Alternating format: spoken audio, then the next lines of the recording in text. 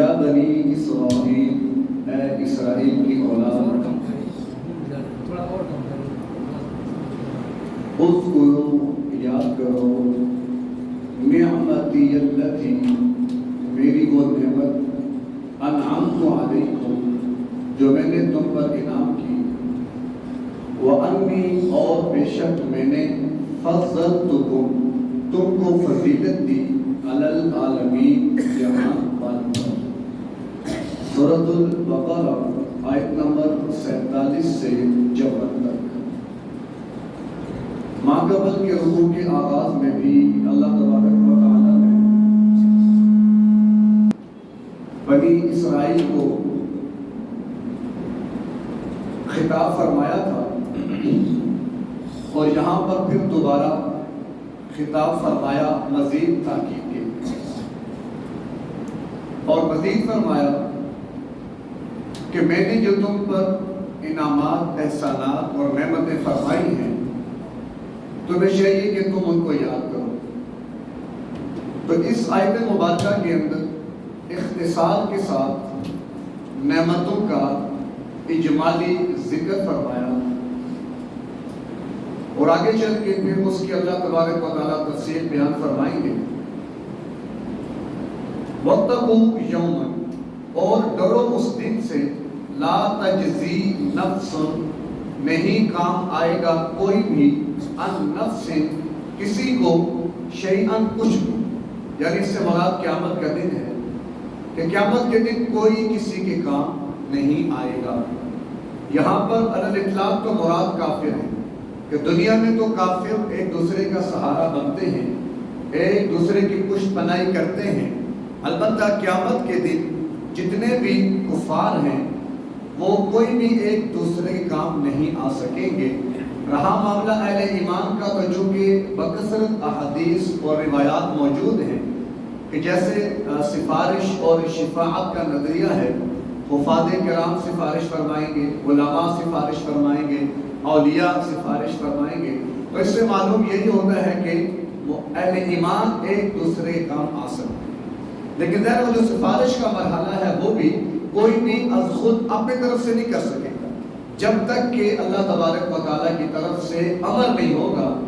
مَن یشفع عندہ الا باذنہ، کون ہے جو اللہ کے حضور کسی کی بھی سفارش کرے مگر اس کی اجازت سے، یعنی انبیاء، اس کے بعد صحابہ، اولیاء، کوئی از خود اگر یہ چاہے کہ میں کسی کی وہاں پر مدد کر دوں یا میں کسی کے کام آ جاؤں تو نہیں ہو سکتا۔ خود اللہ کے محبوب پیغمبر فرماتے ہیں کہ جب قیامت آ چکی ہوگی، اللہ تبارک و تعالیٰ نے بھی حساب شروع نہیں فرمایا ہوگا کہ لوگ پریشان ہوں گے، سرگرداں ہوں گے، ادھر ادھر بھاگ دوڑ رہے ہوں گے، تو بالآخر میرے پاس آئیں گے سارے، تو میں سب سجدے میں رکھ کے اللہ کی حمد و ثنا کروں گا، جب تک کہ اللہ نہیں فرمائے گا ارفع رأسک سل تعطیٰ اشفع تشفع، اس وقت تک میں بھی کچھ نہیں کر سکتا۔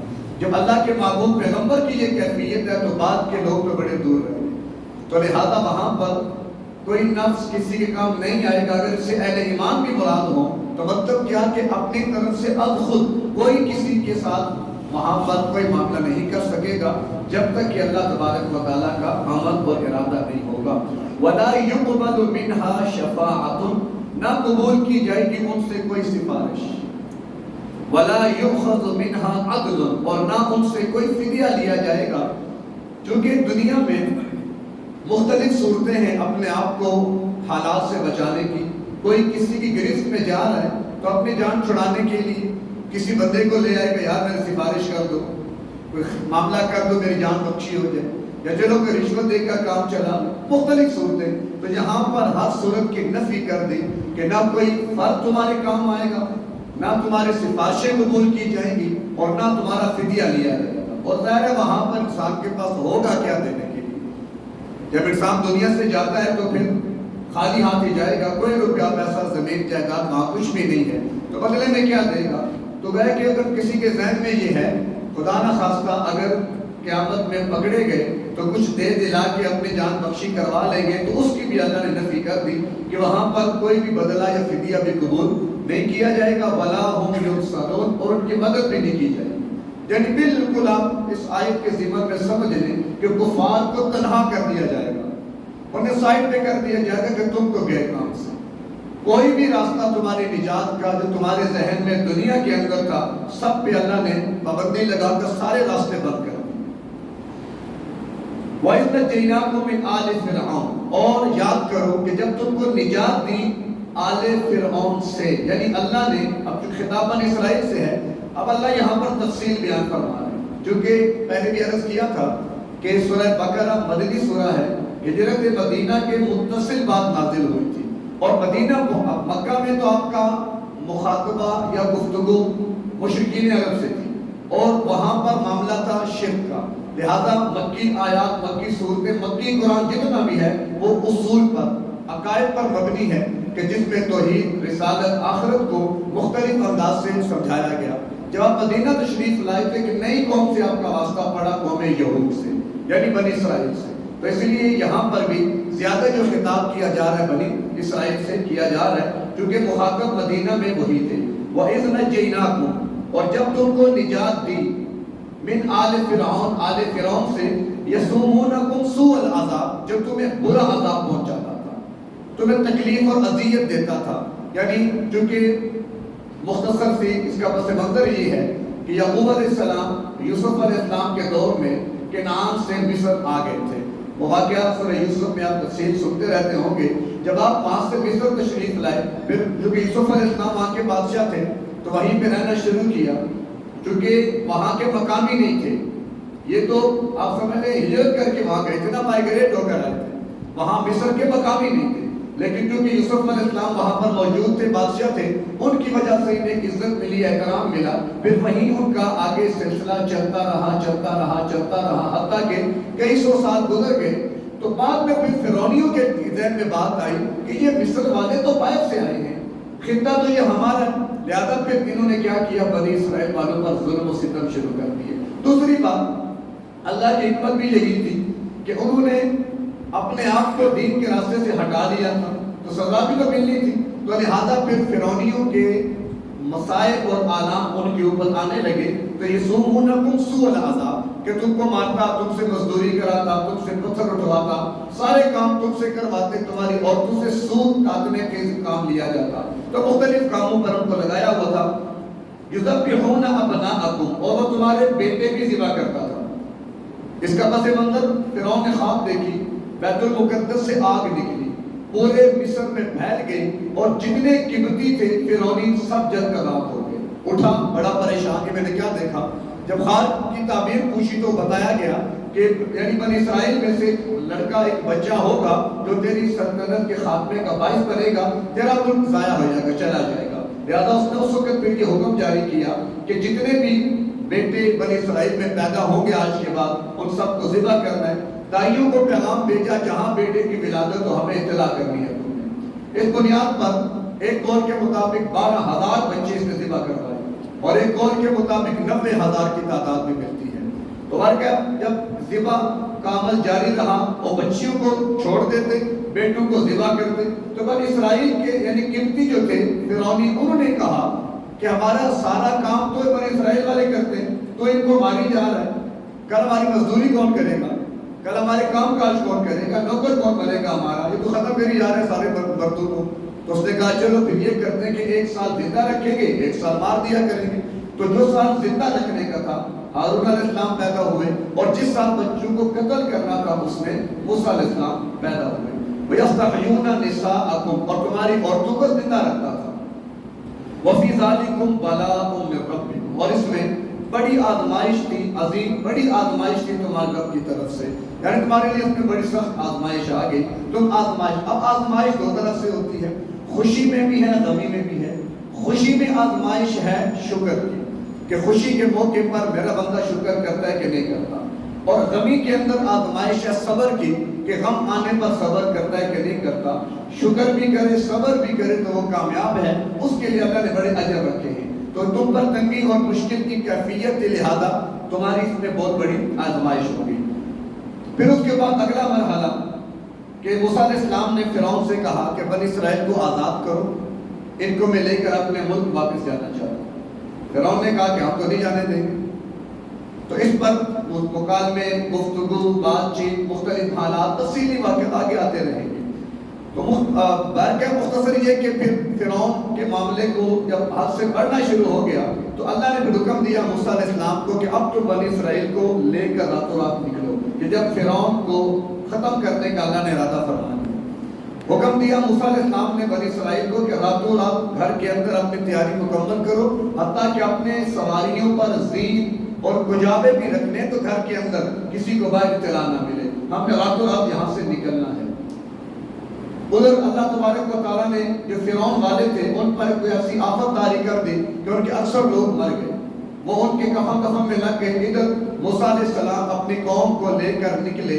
علماء نے لکھا کہ تقریباً 6 لاکھ کے قریب بنی اسرائیل وہاں پر تھے، یعنی یعقوب علیہ السلام جب آئے تھے تو 72 ان کی کل تعداد تھی، اور 400 سال کے بعد جب وہاں سے واپس اپنے شہر جانے لگے تو 6 لاکھ کے قریب ان کی تعداد ہو چکی تھی۔ تو وہاں سے وہ نکل پڑے۔ نکلتے ہوئے فرعون والوں سے بنی اسرائیل نے کہا کہ ہم چونکہ اپنی عید منانے جا رہے ہیں، ہمیں کوئی زیور دے دو، واپس آ کے تمہیں دے دیں گے۔ تو وہ سارا وہاں سے زیور بھی ساتھ لے لیا، وہاں سے چل پڑے اور کہا کہ ہم نے صبح اور سے پہلے نکلنا ہے۔ جب آگے بڑھے ادھر فرعون کو جب پتا چلا کہ وہ تو نکل چکے ہیں تو اس نے کہا کہ صبح جیسے ہی مرغ کی آواز سنو ان کے تعاقب میں نکل پڑو، اور کرنی خدا کی اس رات مرغ بولے کوئی نہیں کہ دن چڑھ گیا۔ اس نے کہا تو نکلو، وہ کافی آگے نکل گئے۔ تو روایت کے مطابق 1,07,00,000 کے فوج لے کر گیا فرعون پیچھے نکلا۔ کیوں؟ کہ کل بنی اسرائیل نکل پڑے تھے، 70,000 سیاہ گھوڑے آگے آگے تھے، اور پورا اس کا فرعونیوں کا لشکر پیچھے پیچھے۔ وہاں سے چل پڑے۔ ادھر موسیٰ علیہ السلام جب وہاں سے نکلنے لگے تو آگے اچانک ایک میدان آ گیا۔ اب موسیٰ علیہ السلام کو سمجھنا ہے کہ اب ہم کیا کریں، کدھر جائیں۔ انہوں نے پھر پوچھا کچھ بزرگوں سے، کوئی تدبیر تو بتاؤ کیسے نکلے یہاں سے۔ انہوں نے بتایا جی کہ اصل میں یوسف علیہ السلام جب انتقال فرمانے لگے تو انہوں نے وصیت کی تھی بنی اسرائیل کو کہ جب تم یہاں سے واپس جانے لگو تو مجھے بھی لے کے جانا، میرے بغیر تم نہیں جا سکتے۔ تو مطلب کہنے کا یہ تھا کہ جب تک یوسف علیہ السلام کا وہ تابوت ہمارے پاس نہیں ہوگا اس وقت تک ہم نہیں نکل سکتے۔ اب پوچھا گیا تابوت کدھر ہے، تو کسی نے سب نے کہا ہمیں تو معلوم ہی نہیں۔ پھر آپ نے موسیٰ علیہ السلام نے قسم دی اللہ کی سب کو کہ جس کو پتا ہے میری قسم اس تک پہنچے، جس کو نہیں پتا اس تک نہ پہنچے، کہ بتاؤ کہ تابوت کہاں ہے۔ ایک بڑھیا آئی، اس تک آواز پہنچ گئی، اس نے کہا میری 2 شرطیں ہیں، وہ پوری کرو گے تو پھر میں تمہیں بتاؤں کہ تابوت کہاں ہے۔ موسیٰ علیہ السلام نے کہا کہ میں اللہ سے پوچھتا ہوں پہلے کہ اس کی شرطیں قبول کرنی ہے یا نہیں۔ اللہ نے فرمایا ٹھیک ہے، بولو قبول ہے۔ اس ایک تو یہ، اس نے کہا میں چل نہیں سکتی، میرے یہاں سے جانے کا انتظام آپ نے کرنا ہے۔ انہوں نے کہا ٹھیک ہے، ہمیں منظور ہے۔ اور دوسری شرط یہ لگائی کہ موسیٰ آپ جب جنت کے بالا خانوں پہ ہوں گے تو میں بھی آپ کے ساتھ وہاں پہ رہوں گی۔ تو اللہ نے فرمایا ٹھیک ہے، دونوں شرطیں مان لی گئی۔ پھر اس نے بتایا جی کہ دریا نیل کے درمیان میں یوسف علیہ السلام کا تابوت ہے۔ اب درمیان میں کیسے نکلے؟ تو موسیٰ علیہ السلام نے دعا فرمائی، دریا پھٹا اور تابوت سامنے آ گیا۔ تابوت وہاں سے نکال کر چلے تو پھر آگے راستہ ان کو مل گیا اور چلنا شروع کر دیا۔ ابھی وہ دریا کے کنارے پہنچے تھے کہ پیچھے فرعون بھی پہنچ گیا۔ اب بنی اسرائیل نے دیکھا پیچھے فرعون پورا لشکر آ گیا اور آگے سمندر ہے، تو کہنے لگے موسیٰ علیہ السلام سے انا لمدرکون، ہم تو پھنس گئے، تو نے ہمیں پھنسا دیا یہاں پہ آ کر۔ اب پیچھے تو فرعون پہنچ گئے، وہ تو نہیں چھوڑیں گے، آگے سمندر ہے، اب کدھر جائیں گے ہم؟ تو آپ نے فرمایا کلا، ایسی بات نہیں ہے، ان معی ربی سیہدین، رب میرے ساتھ ہے نا، وہ رہنمائی کرے گا میری۔ تو اللہ نے فرمایا کہ موسیٰ عصا اپنی سمندر پہ مارو۔ جب سمندر پہ ماری تو وہاں پہ 12 راستے بن گئے، بالکل دریا پھٹ گیا، پھٹ گیا وہ دریا، اور ایسے موجے اوپر پہاڑوں کی طرح، درمیان میں خشک راستہ۔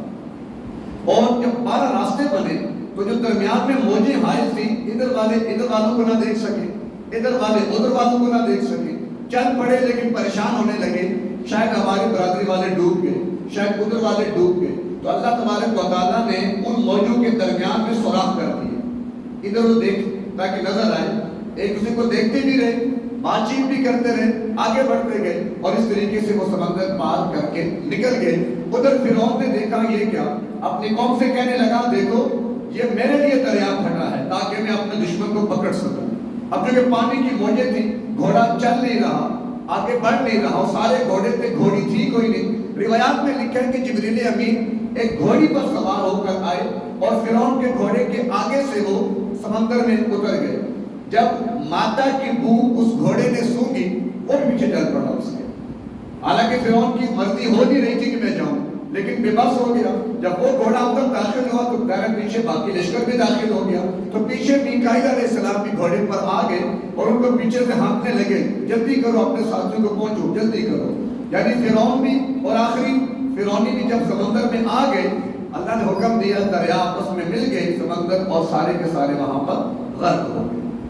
تو یہ وَإِذْ فَرَقْنَا، اس کی اللہ تبارک و تعالیٰ منظر کشی فرما رہے ہیں، وَإِذْ فَرَقْنَا، اور جب ہم نے پھاڑ دیا، بِكُمْ تمہارے لیے البحر سمندر کو، فَأَنْجَيْنَاكُمْ تو ہم نے تمہیں نجات دی تھی، وَأَغْرَقْنَا آلَ فِرْعَوْنَ اور ہم نے فرعون والوں کو غرق کر دیا تھا، وَأَنْتُمْ تَنظُرُونَ اور یہ سب معاملہ تم آنکھوں سے دیکھ رہے تھے۔ ذرا وہاں پر موجود تھے نا، پار چڑھ کے نا پیچھے دیکھنا شروع کر دیا، اور سامنے دیکھا کہ وہ دریا آپس میں مل گیا، فرعون اپنے لشکر سمیت غرق ہو گیا، تم دیکھ رہے تھے وہ سارا معاملہ۔ تو گویا اللہ تبارک و تعالیٰ اپنی قدرت بتا رہے ہیں، قدرت دکھا رہا ہے کہ اللہ کتنی بڑی ذات ہے۔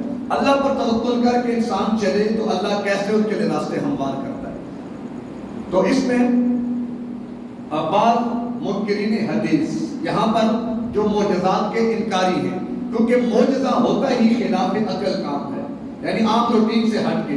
اب عام روٹین میں دریا نہیں پھٹتے، نہ وہاں پہ راستے بنتے ہیں، تو کئی لوگ جو جن میں سید احمد خان بھی شامل ہیں، وہ بھی منکر حدیث کا وہ انکار کرتا تھا۔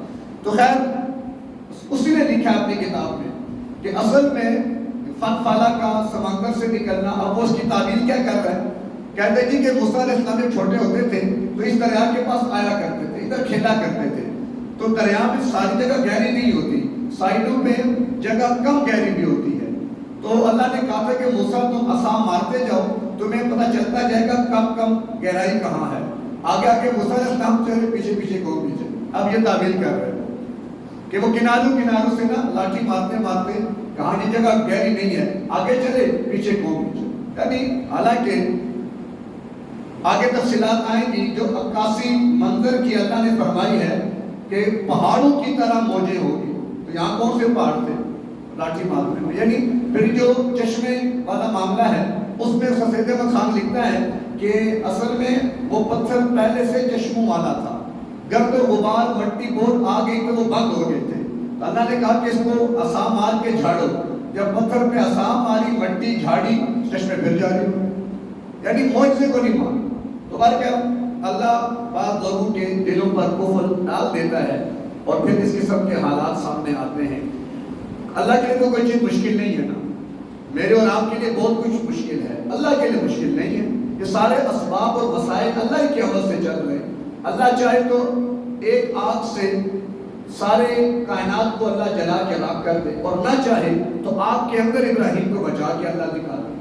چھری چلتی ہے، گردنیں کٹ جاتی ہیں، اللہ نہ چاہے تو اسماعیل کی گردن نہ کٹے۔ تو ہر چیز کے پیچھے عمل ارادہ اللہ کا ہے، دنیا اسباب کے ساتھ چلتی ہے۔ میرے اور آپ کے لیے جلانے کا سبب آگ ہے، لیکن خود آگ جلانے میں اللہ کے عمل کی محتاج ہے، اللہ نہ چاہے تو آگ نہیں جلا سکتی۔ تو اللہ ہی سے ہوتا ہے، اللہ کے غیر سے نہیں ہوتا۔ یہ جملہ بڑا سنتے ہیں، اللہ ہمارے دل میں اتارے کہ اللہ ہی سے ہوتا ہے، اللہ کے غیر سے نہیں ہوتا۔ جو غیروں کی طرف چلے گئے، کوئی دو ہی صورتیں نا، اللہ اور غیر، ہمیں اللہ سے تعلق بنانا ہے، تو غیر سے خود بخود ہم کٹ جائیں گے، جب اللہ والے بن جائیں گے پھر کوئی مشکل نہیں رہے گی، اور جب غیر کی طرف جائیں گے تو اللہ سے کٹ جائیں گے۔ تو غیر تو خود محتاج ہے، پھر کیا ہوگا، ادھر سر پٹکیں گے ادھر سر پٹکیں گے اور اپنا نقصان کر دیں گے۔ وَإِذْ وَعَدْنَا مُوسَىٰ 40 لَيْلَةً، پھر جب وہ سمندر سے پار ہو گئے تو اللہ نے فرمایا کہ قوم کے متعلق ایک قوم سے گزری، بنی اسرائیل ایک قوم سے گزرے جو بتوں کی پوجا کر رہے تھے، تو موسیٰ علیہ السلام سے کہنے لگے ہمارے لیے نہیں کوئی بت بنا دینا، ہم اس کی پوجا کریں۔ موسیٰ علیہ السلام نے کہا بڑی عجیب قوم، بنی اسرائیل بڑی عجیب قوم تھی، ضدی، ہٹ دھرم اور عجیب، یعنی اللہ نے بڑا ان کو جھنجھوڑا، عذاب بھیجے، بعد نہیں آئی، تھوڑی مشقت تکلیف میں آتے اللہ شروع کر دیتے، جیسے مشکل ہٹتی پھر اپنے روش پہ چل پڑتے۔ اب خود دیکھا منظر سارا، جب پار کیا تو بجائے اللہ کے کہتے ہیں کہ بت بناؤ ہمارے لیے، انہوں نے کہا تم پر بھی تف ہے، کوئی شریعت لاؤ اس پر عمل کریں. تو اللہ نے فرمایا ٹھیک ہے موسیٰ آ جاؤ. تو کوئی طور کے اوپر 40 دن کے لیے وہاں پہ آپ کو تورات ملے گی، اس میں کیا ہے؟ شریعت ہے. تو موسیٰ علیہ السلام وہاں پر چلے گئے تورات لینے.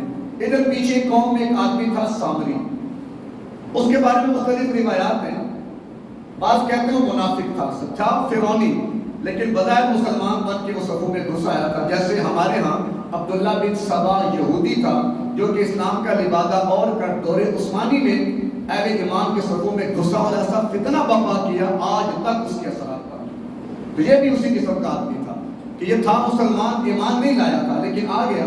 البتہ اب اس کے پیچھے ایک اور پس منظر وہ یہ ہے کہ جس وقت فرعونی ذبح کر رہے تھے بچوں کو، تو جس سال موسیٰ علیہ السلام پیدا ہوئے تو اسی طرح جس سال بچے ذبح ہوتے تھے یہ بھی پیدا ہوا تھا.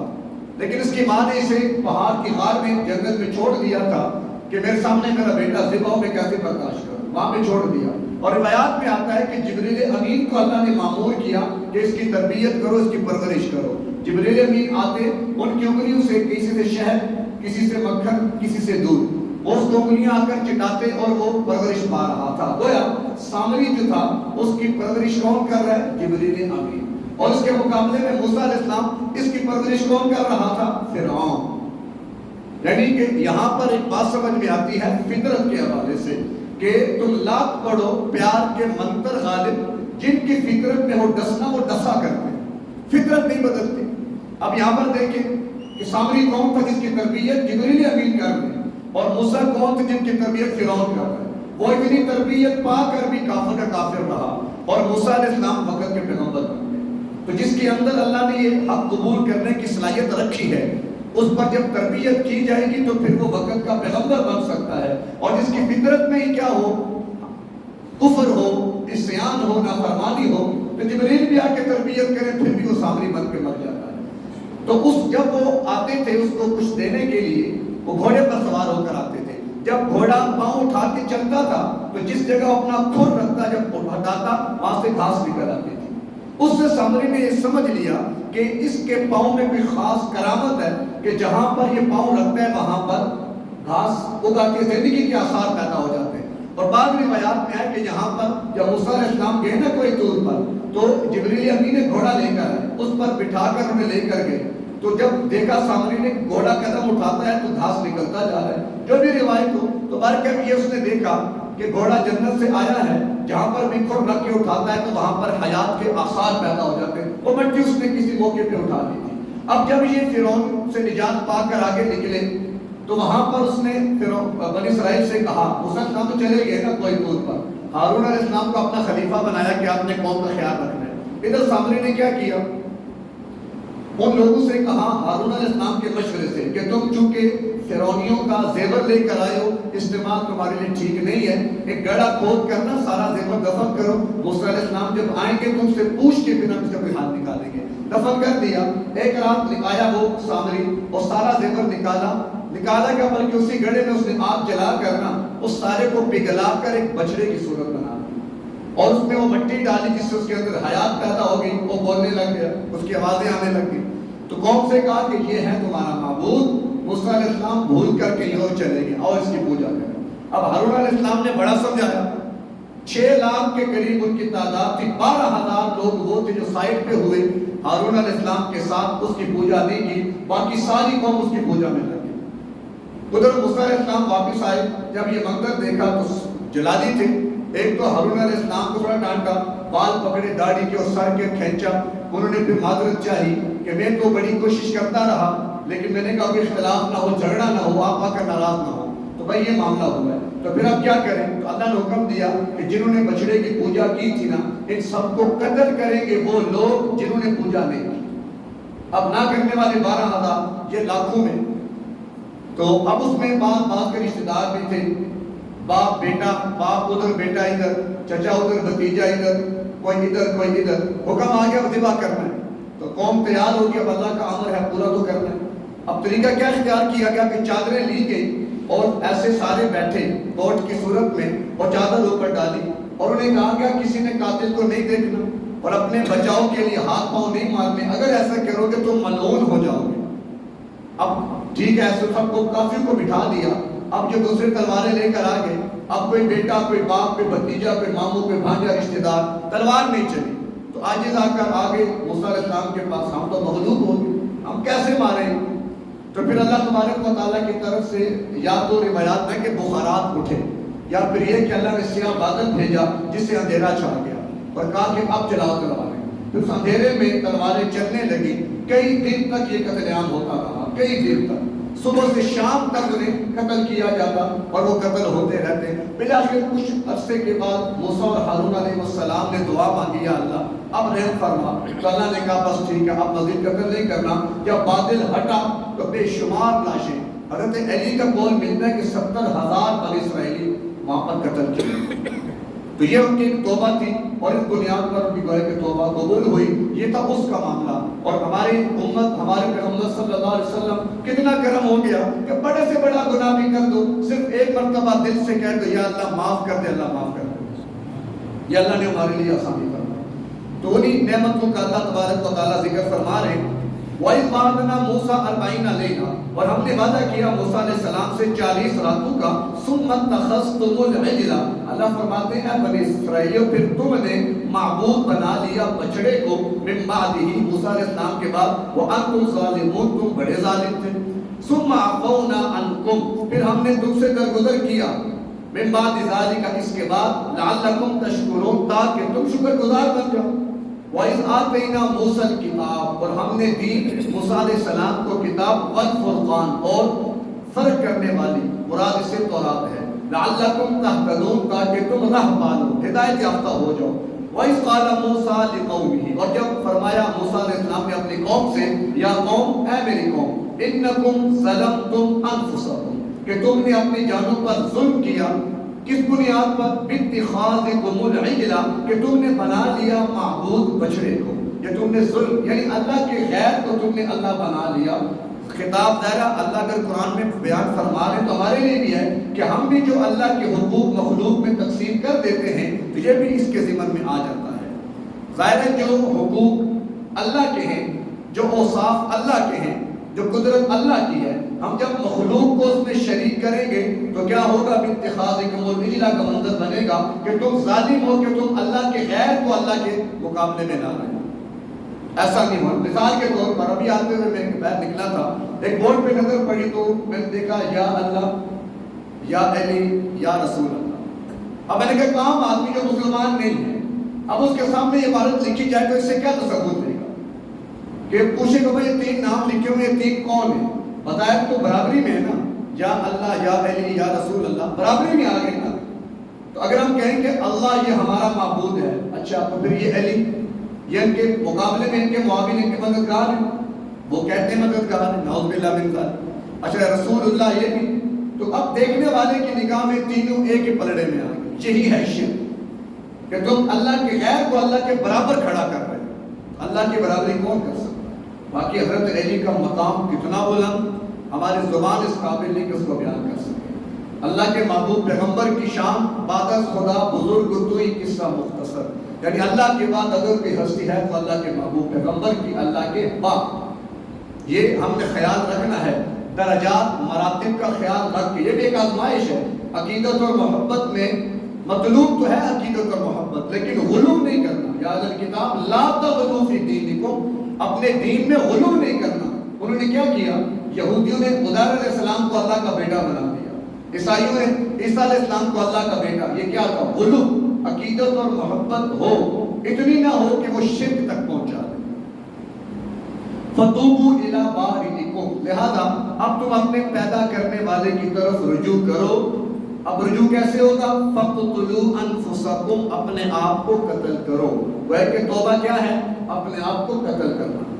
ذَلِكُمْ خَيْرٌ لَكُمْ، یہ بہتر ہے تمہارے لیے۔ اب بظاہر بہتر کدھر ہے؟ باپ بیٹے کی گردن اڑا رہا ہے، بیٹا باپ کا سر تن سے جدا کر رہا ہے، تو کیا بہتری ہے اس میں؟ بہتری کیا ہے؟ اللہ تبارک و تعالیٰ نے، یعنی جب یہ لاشیں گری، موسیٰ علیہ السلام نے جب دیکھا تو آپ کو دکھ ہوا، تو اللہ نے فرمایا کہ موسیٰ کیا تم اس پر راضی نہیں ہو کہ میں قاتل مقتول دونوں کو جنت میں داخل کر دوں گا، جو مقتول انہیں شہادت کا درجہ دے دوں گا، کیا اس پر راضی نہیں ہو؟ تو اس سے ہمیں پتہ چلتا ہے کہ بس اب ایک اصول سمجھ میں آتا ہے کہ بسا اوقات ہم دیکھتے ہیں دنیا میں کہ حالات ہمارے خلاف ہیں، ہمارے حق میں بہتر نہیں ہے، ہم اس سے پریشان ہو جاتے ہیں، کبیدہ خاطر ہو جاتے ہیں، ٹینشن لے لیتے ہیں، پتہ نہیں کیا بنے گا، پتہ نہیں کیا بنے گا۔ تو اس طرح کے امور ہمارے لیے بہت بڑی تسلی ہوتے ہیں کہ ایک وہ معاملہ ہے جو تم ظاہری نگاہ سے دیکھ رہے ہو، اور ایک اس کے پیچھے اللہ کی تدبیر بھی چل رہی ہے۔ تمہیں کیا معلوم کہ اللہ نے تمہارے لیے اس میں کتنی بڑی خیر رکھ دی ہے۔ بظاہر تو گردنیں کٹی پڑی ہے، 70,000 گردنیں، کہنا آسان ہے، لیکن آخرت کے اعتبار سے جو اللہ کا امر اور حکمت پیچھے تھی وہ کیا کہ ان کو جنت میں بھیجے۔